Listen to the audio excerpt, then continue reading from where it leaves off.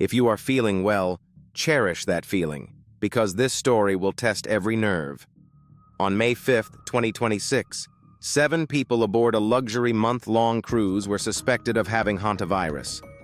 By the time the world heard about it, reports said 3 of those cases were already confirmed dead.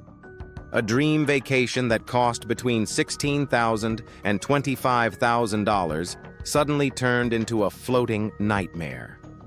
The voyage began in Argentina in early April. As the itinerary rolled on, the ship's plan to dock at Cape Verde hit a wall. Authorities judged the risk too high and kept the vessel anchored outside the port. Medical staff were brought on board, but tension only grew. The ship then headed toward the Canary Islands, aiming for Tenerife in Spain. Local officials pushed back over the risk of docking. Passengers sat in limbo, reading headlines about their own ship and wondering what was coming next. Hantavirus. Even the name sounds dangerous. The virus is found mostly in rodents. Transmission to humans happens through exposure to contaminated food or contact with infected rodent droppings, urine, blood, fur, or saliva. The prognosis can be grim, with an often cited fatality rate in the range of 30 to 60%. The illness often involves severe respiratory disease, and that is enough to send a chill through anyone following the story. Here is the crucial detail that changes the stakes. Human-to-human transmission almost never happens with hantavirus. Only one strain is known to spread from person to person. It is the Andes virus, mainly found in Argentina. Now take a wild guess which strain was confirmed on the cruise ship. That is the twist that had everyone holding their breath. Even then, rare does not mean easy. The Andes virus still requires very close contact for human-to-human spread.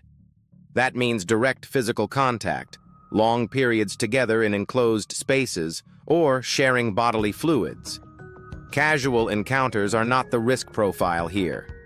Without that level of proximity, the odds of transmission remain low. For many people listening, that is a relief.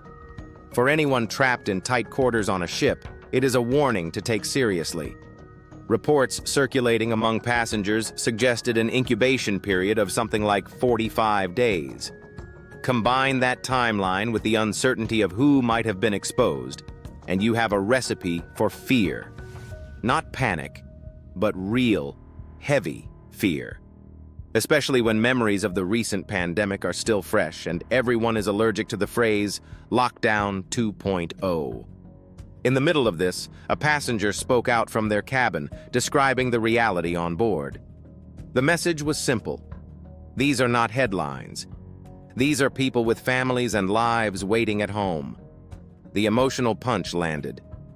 Imagine watching suspected cases unfold, hearing that several had died, and feeling trapped far from home while the world debates your fate. The plea to go home is human. The counterpoint is also human.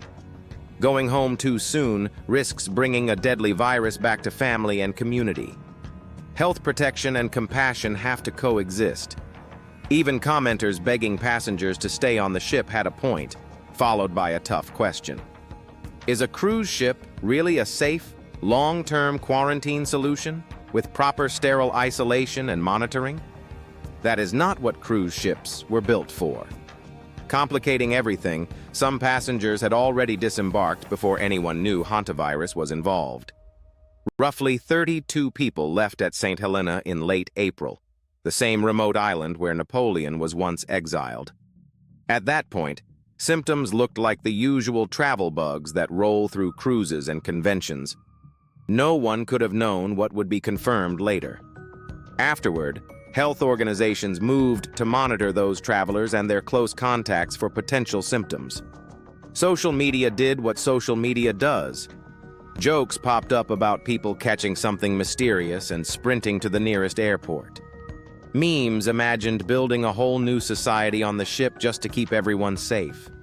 Humor is a coping mechanism, especially when the facts are still coming in. But behind the laughs is a very real anxiety felt by office co-workers, friends, and families everywhere. Through all of this, one piece of guidance stood out. For precautions and best practices, look to national and local health organizations and to the World Health Organization for updates. Facts evolve as new information arrives, and recommendations can change. Sensible steps still matter. Wash your hands. Wear a mask if advised. Avoid contact with rodents and anything they leave behind. Definitely do not eat contaminated food. This story is not about stoking panic. It is about understanding the line between fear and action. A luxury cruise turned into a biosecurity puzzle on the open sea. 7 suspected cases. 3 confirmed deaths reported by the time the world noticed. A virus that almost never spreads between people, except for the rare Andes strain on a ship that had left Argentina. Passengers stuck between heading home and staying put. Authorities weighing safety against compassion.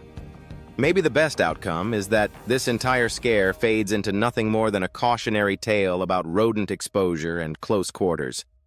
Maybe it becomes a reminder that fast, careful public health responses matter. Either way, everyone is watching the same question play out in real time. How do you protect families at home while taking care of the people still on board? Stay alert. Stay grounded. And ask yourself this. If you were on that ship, what choice would you want the world to make for you? And what choice would you make for the world?